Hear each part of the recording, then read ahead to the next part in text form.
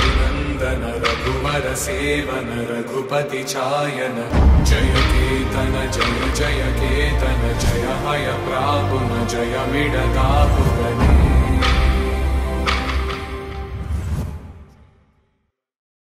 ఒక దశాబ్ద కాలంలో ఒంటిమిట్ట దివ్యక్షేత్రం అభివృద్ధిలో కొత్త పుంతలు తొక్కి నవ్యకాంతులను సంతరించుకుంది. ఆంధ్రప్రదేశ్ రాష్ట్రంలో కడప జిల్లాలోని ఒంటిమిట్ట శ్రీ కోదండరామస్వామివారి దేవాలయం ప్రసిద్ధ వైష్ణవ క్షేత్రంగా విఖ్యాతి చెందింది.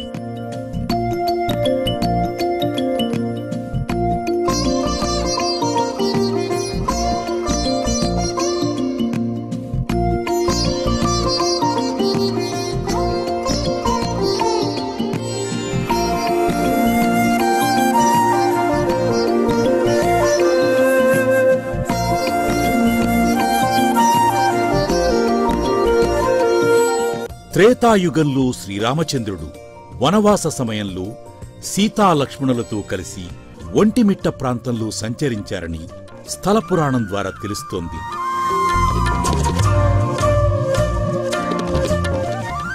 అప్పట్లో ఈ ప్రాంతంలో తీవ్ర నీటి కొరత ఉండడంతో సీతమ్మ కోరిక మేరకు శ్రీరామచంద్రుడు బాణం వేయగా రామతీర్థం, లక్ష్మణుడు బాణం వేయగా లక్ష్మణతీర్థం వెలిశాయి.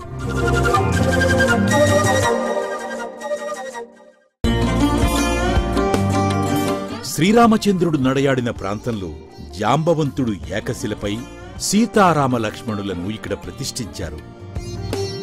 అందుకే ఈ ప్రాంతం అప్పట్లో ఏకశిలానగరంగా వినుతికెక్కింది.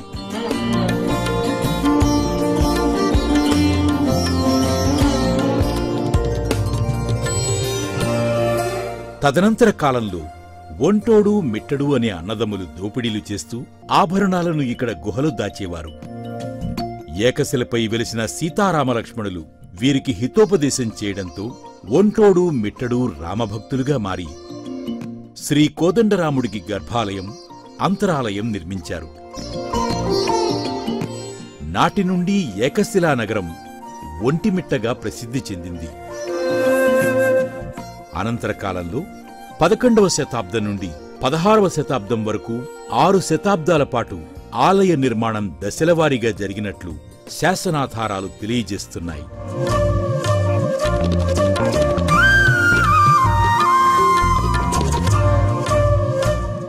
మట్లిరాజులు, చోళరాజులు, విజయనగర రాజుల శిల్పకళ ఈ ఆలయంలో గోచరిస్తుంది. ఆ తరువాత ఎందరో రాజులు, కవులు, కళాకారులు, సాహితీవేత్తలు, సామాజికవేత్తలు, భక్తాగ్రేసరులు ఒంటిమిట్ట శ్రీ కోదండరాముడి సేవలో తరించి తమ జీవితాలను పునీతం చేసుకున్నారు.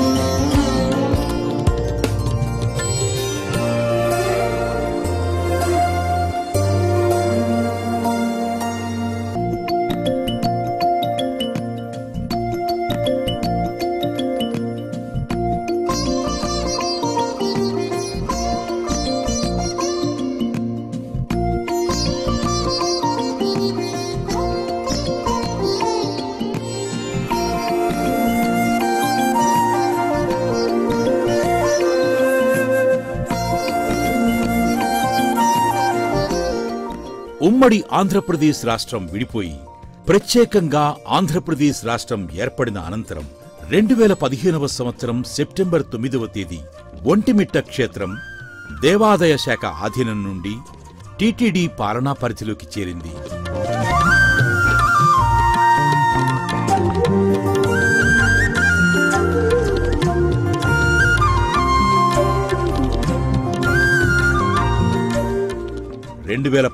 సంవత్సరం నుండి ఆంధ్రప్రదేశ్ ప్రభుత్వం ఒంటిమిట్ట దివ్యక్షేత్రంలో శ్రీ సీతారాముల కళ్యాణ మహోత్సవాన్ని రాష్ట్ర ఉత్సవంగా వేలాది మంది భక్తుల సమక్షంలో నవనవోన్మేషంగా నిర్వహిస్తోంది.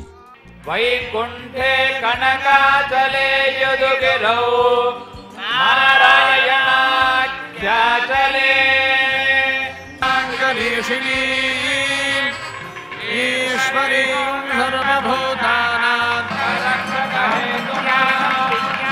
प्रज्ञानं जानदभिजानते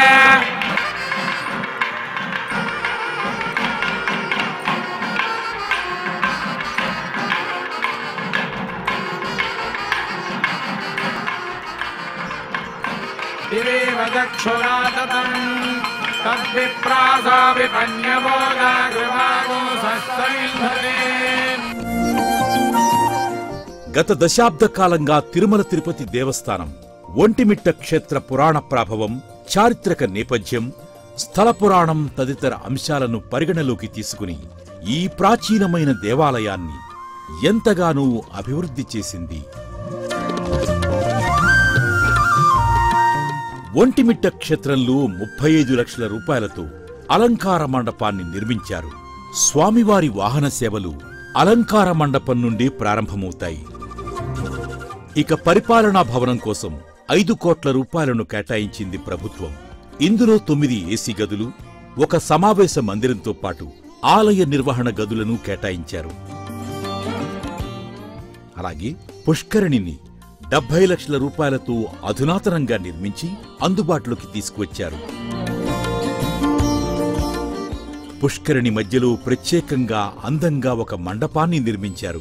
ఆ మండపం పైభాగంలో శ్రీ మహావిష్ణువు, శ్రీ మహాలక్ష్మి, గరుత్మంతుడు, శ్రీ లక్ష్మీ నరసింహస్వామి వారి సుందర రూపాలను కొలువుదీర్చారు.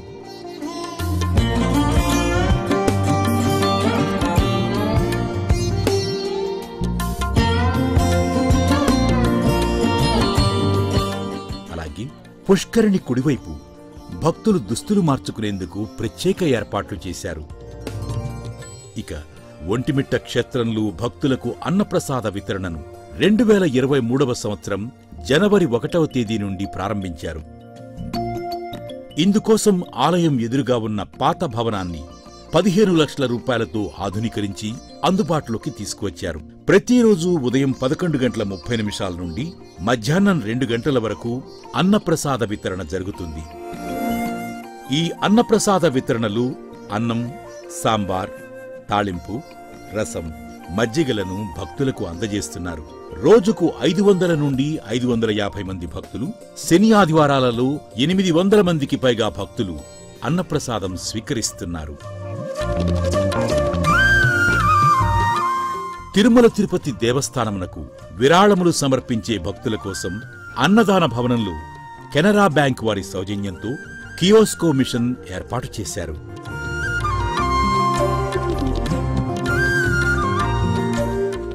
ఆలయానికి ఎడమవైపున ఉన్న నాగేటి తిప్పకొండపై పార్వేటి మండపాన్ని 50 లక్షల రూపాయల నిధులతో నిర్మించారు. ప్రతి ఏటా కనుమ పండుగ పర్వదినం రోజున కోదండరామస్వామి సీతాలక్ష్మణ సహితంగా పార్వేట మండపానికి వేంచేస్తారు. అక్కడ అర్చకులు స్వామి అమ్మవార్లకు పూజా కైంకర్యాలు నిర్వహించి ఆస్థానం సమర్పిస్తారు.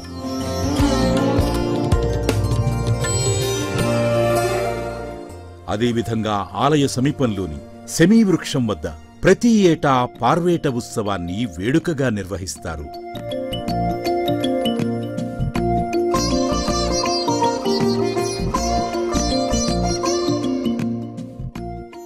భక్తులకు విస్తృతంగా మౌలిక సౌకర్యాలు కల్పించే దిశగా ఒంటిమిట్ట క్షేత్రంలో ఆలయం లోపల వెలుపల సమీప ప్రాంతాలలో భక్తుల త్రాగునీటి అవసరాల కోసం టీటీడీ ఆర్వో వాటర్ ప్లాంట్ను ఏర్పాటు చేసింది. ఆలయం సమీపంలో 50 లక్షల రూపాయలతో వాటర్ ట్యాంక్, సంప్ ఏర్పాటు చేశారు. ప్రధాన ఆలయం చుట్టూ 40 లక్షల రూపాయలతో గ్రిల్స్ ఏర్పాటు చేశారు. ఇక అలంకార మండపం వెనుకవైపు నక్షత్రవనాన్ని సుందరంగా తీర్చిదిద్దారు. ఈ వనంలో 12 రాసులకు 27 నక్షత్రాలకు సంబంధించిన పలు వృక్షరాజాలను పెంచుతున్నారు. భక్తులు ఈ వనాన్ని సందర్శించి తమ రాశి నక్షత్రానికి సంబంధించిన వృక్షాలకు పూజలు జరుపుకుంటారు. ఇక్కడికి సమీపంలో భక్తుల కోసం 20 లక్షల రూపాయలతో టాయిలెట్స్ నిర్మించారు. ఆలయానికి కుడివైపున 2 కోట్ల రూపాయల నిధులతో ఉచిత యాత్రికుల వసతి సముదాయాన్ని నిర్మించి అందుబాటులోకి తీసుకువచ్చారు.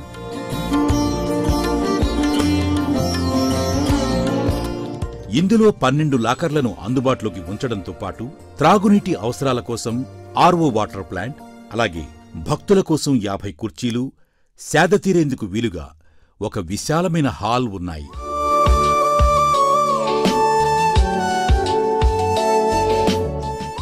ఆలయ సమీప ప్రాంతంలో భక్తులు వివిధ ప్రదేశాలకు వెళ్లేందుకు వీలుగా 1,65,00,000 రూపాయలతో బీటీ రోడ్లను వేశారు.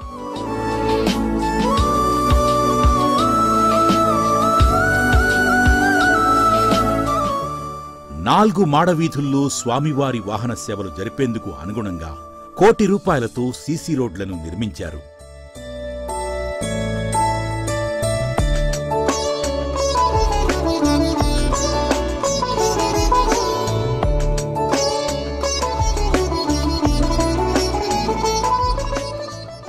ఒంటిమిట్ట క్షేత్రంలో ప్రధానమైనవి రామతీర్థం, లక్ష్మణతీర్థం. ఈ తీర్థాల ప్రాశస్త్యాన్ని దృష్టిలో ఉంచుకుని 35 లక్షల రూపాయల నిధులతో అభివృద్ధి పనులను చేపట్టి ఆధునీకరించారు. తీర్థాల చుట్టూ ఫెన్సింగ్, గ్రిల్స్ ఏర్పాటు చేశారు.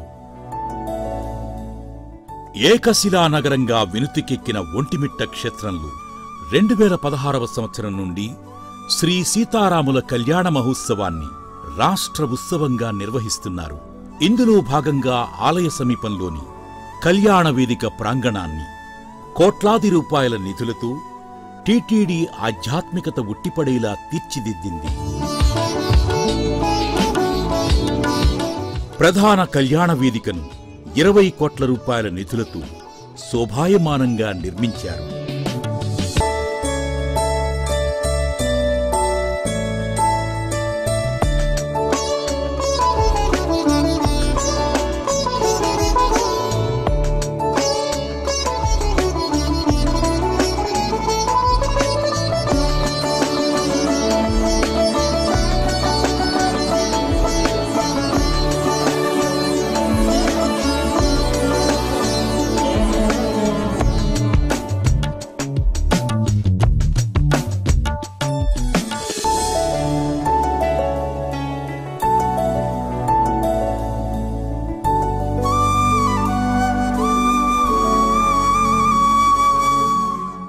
కళ్యాణ వేదిక పైభాగంలో శ్రీ సీతారాముల కళ్యాణ వైభవాన్ని తెలిపేలా చూడచక్కని మూర్తులను ఏర్పాటు చేశారు.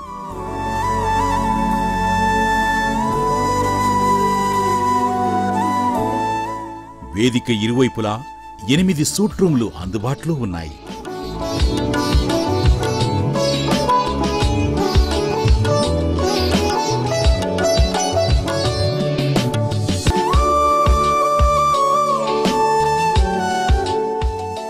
కళ్యాణ వేదిక ఎదురుగా ఇరువైపులా స్వామివారి కళ్యాణాన్ని భక్తులు కనులారా తిలకించేలా ఓపెన్ గ్యాలరీ షెడ్లను శాశ్వత ప్రాతిపదికన నిర్మించారు.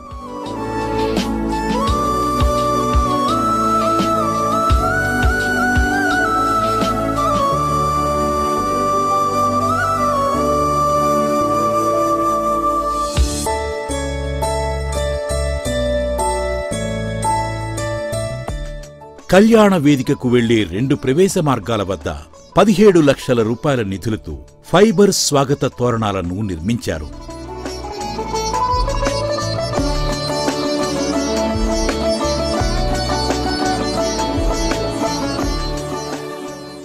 కాస్త ముందుకు వెళ్లగానే 65 లక్షల రూపాయల నిధులతో నిర్మించిన ప్రధాన స్వాగత తోరణం అందంగా దర్శనమిస్తుంది.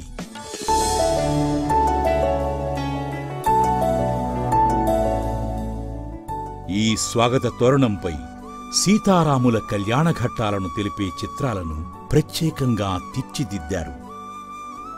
ప్రవేశ మార్గంలోనే 50 లక్షల రూపాయల నిధులతో జాంబవంతుల వారి 54 అడుగుల భారీ విగ్రహాన్ని ఏర్పాటు చేశారు.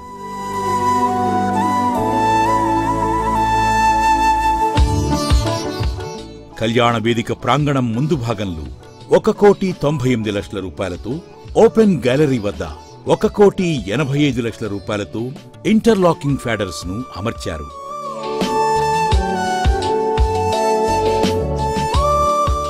75 లక్షల రూపాయలతో కళ్యాణ వేదిక చుట్టూ ప్రహారీని నిర్మించారు.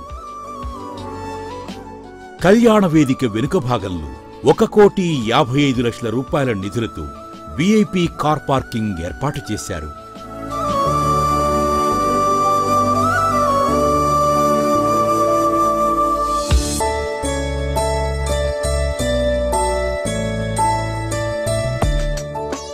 ఇక్కడి 17 లక్షల రూపాయల నిధులతో కిచెన్ బ్లాక్ ను అందుబాటులోకి తీసుకువచ్చారు. భక్తుల సౌకర్యార్థం 55 లక్షల రూపాయలతో టాయిలెట్స్ ను 7 బ్లాకులుగా నిర్మించారు.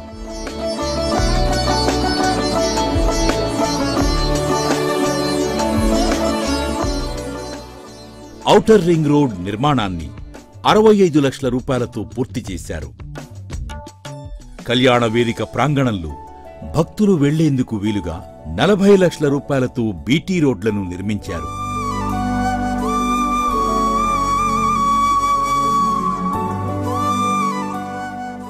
మరో 50 లక్షల రూపాయలతో శానిటరీ వైప్స్, సెప్టిక్ ట్యాంకులను ఏర్పాటు చేశారు. కళ్యాణ వేదిక ప్రవేశ మార్గం వద్ద నూతనంగా 20 లక్షల రూపాయల నిధులతో ప్రసాదాల కౌంటర్ అందుబాటులోకి తీసుకువచ్చారు. విఐపి క్యూలైన్ల నిర్మాణం కోసం 30 లక్షల రూపాయలు ఖర్చు చేశారు. కళ్యాణ వేదిక ఇరువైపులా 20 లక్షల రూపాయలతో టాయిలెట్స్ బ్లాక్స్ ను ఏర్పాటు చేశారు. 20 లక్షల రూపాయల నిధులతో కళ్యాణ వేదిక సెక్యూరిటీ గేట్స్ నిర్మించారు. గతంలోని 4 కోట్ల రూపాయల నిధులతో కళ్యాణ వేదిక వద్ద అతిథి గృహం, ఉచిత యాత్రీకుల వసతి సముదాయాన్ని 3 అంతస్తుల్లో నిర్మించారు. ఇందులో 20 ఏసీ గదులు, కళ్యాణ మండపం, డైనింగ్ హాల్ ఉన్నాయి. ప్రస్తుతం 2 కోట్ల రూపాయల నిధులతో కళ్యాణోత్సవం సందర్భంగా భక్తులకు సేవలు అందించడానికి విచ్చేసే వాలంటీర్ల వసతి కోసం 4వ అంతస్తు నిర్మాణం పనులు జోరుగా సాగుతున్నాయి.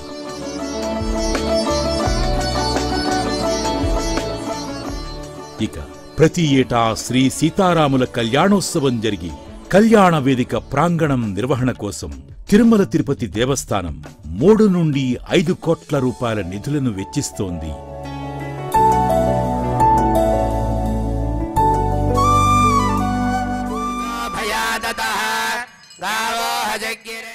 ఈ నేపథ్యంలోనే ఈ సంవత్సరం మార్చి నెల 5వ తేదీ నుండి 9వ తేదీ వరకు ఒంటిమిట్ట క్షేత్రంలో బాలాలయం మహాసంప్రోక్షణా క్రతువులను పాంచరాత్ర ఆగమోక్తంగా నిర్వహించారు. ఈ సందర్భంగా మహాసంప్రోక్షణలో పాల్గొన్న టీటీడీ చైర్మన్ బిఆర్ నాయుడు గారు మాట్లాడుతూ, ఒంటిమిట్ట శ్రీ కోదండరామస్వామి వారి దేవాలయాన్ని ప్రసిద్ధ ఆధ్యాత్మిక పర్యాటక కేంద్రంగా తీర్చిదిద్దుతామని, శ్రీ సీతారాముల కళ్యాణ మహోత్సవాన్ని నవనవోన్మేషంగా నిర్వహించడానికి ఏర్పాట్లు చేస్తున్నామని వెల్లడించారు. ఇదిలా ఉండగా ఈ ఏడాది ఏప్రిల్ 6వ తేదీ నుండి 14వ తేదీ వరకు ఒంటిమిట్ట దివ్యక్షేత్రంలో శ్రీ కోదండరామస్వామి వారి శ్రీరామనవమి బ్రహ్మోత్సవాలు వైభవంగా జరగనున్నాయి. ఇందులోనే కానవద్దా ఇతడు దైవమని, బిందువలె ఒంటిమిట్ట వీర రఘురాముని, ఇందులోనే కానవద్దా ఇతడు దైవమని.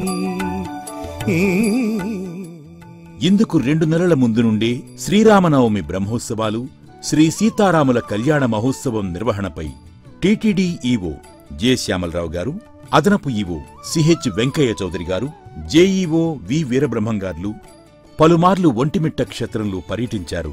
టీటీడీలోని వివిధ శాఖల అధికారులతో పాటు కడప జిల్లా ఉన్నతాధికారులతో సమన్వయ సమావేశాలు నిర్వహించి ఒంటిమిట్ట రాముని బ్రహ్మోత్సవాలను, శ్రీ సీతారాముల కళ్యాణ మహోత్సవాన్ని దిగ్విజయంగా నిర్వహించడానికి ముందస్తు కార్యాచరణతో ఏర్పాట్లు చేయాలని దిశానిర్దేశం చేశారు.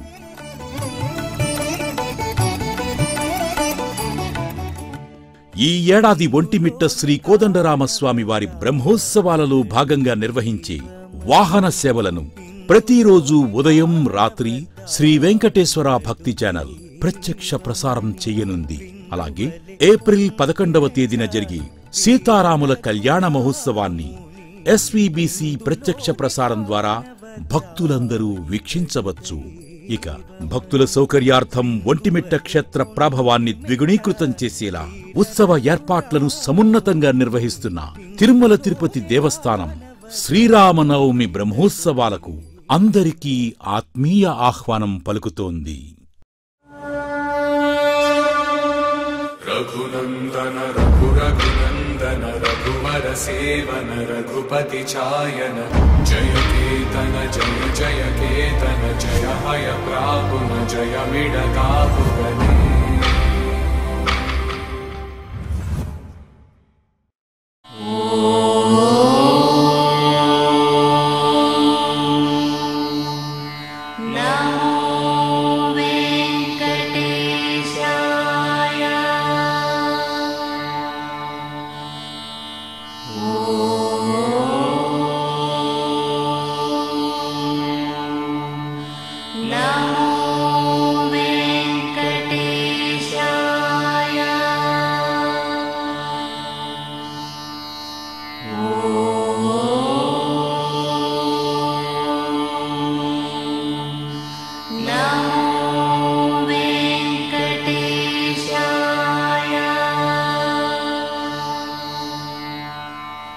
Oh